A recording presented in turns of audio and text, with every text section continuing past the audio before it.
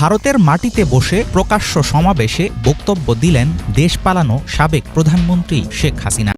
তাহলে কি সত্যি এই হচ্ছে তাদের প্ল্যান?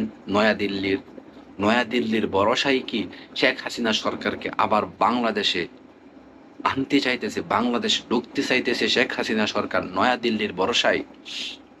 না হয় কেন ভাই, কেন ভারত সরকার শেখ হাসিনাকে এই সুযোগ দিবে যে ভারতবেশে নিউ ইয়র্কের এক আওয়ামী লীগ সমাবেশে সে প্রকাশ্যে ভাষণ দেওয়া? কারণ এখানে কিন্তু বলা হয়েছিল, বাংলাদেশ যখন শেখ হাসিনা সরকার যখন পালিয়ে গিয়েছিল তখন কিন্তু বলা হয়েছিল যে শেখ হাসিনা সরকার ভারতে বসে বিশেষ করে ভারতে বসে কিন্তু রাজনৈতিক বক্তব্য দিতে পারবে না সে। কিন্তু একের পর এক ফোন কল ফাঁস, ঢুকে যাবে শেখ হাসিনা সরকার, ফোন কলের মধ্যে কথা বলা, তাদের নেত্রীদের সাথে শেখ হাসিনা ফোন কলে বাজেভাবে কথা বলা।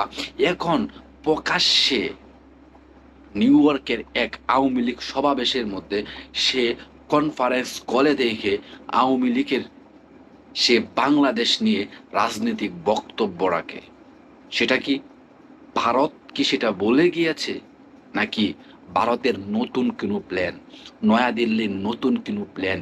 এই টানাপড়া সীমান্তে ভারত বিএসএফ বিএফএস বিএসএফ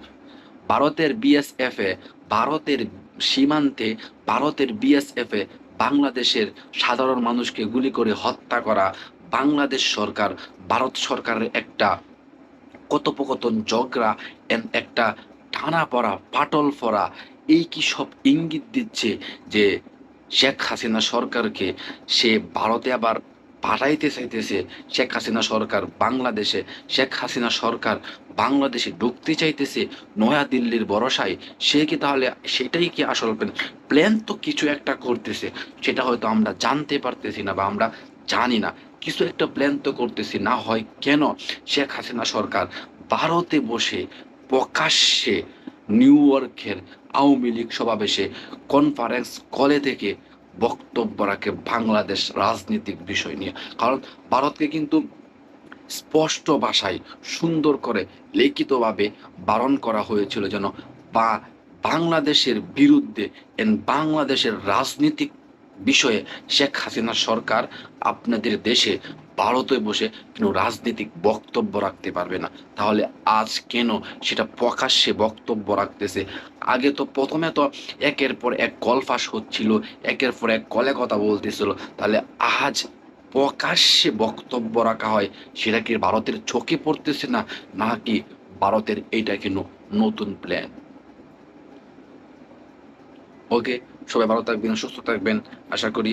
আর আমার জন্য দোয়া করবেন, আর আমার ভিডিওটা লাইক কমেন্ট শেয়ার করে চ্যানেলটা সাবস্ক্রাইব করে আমাদের পাশে থাকবেন।